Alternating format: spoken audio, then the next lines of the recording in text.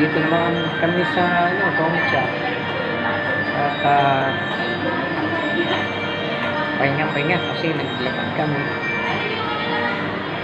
Drinks muna kami dito. Siyempre, Robinson Galleria, minsan kailangan talaga na pumapasyal kasi nakakaalis ng stress, ganoon. Tsaka palagi nasa bahay, of course. Makikita nyo kakanta-kanta lagi sa nag-vlog si Benedict. So ito ang inyong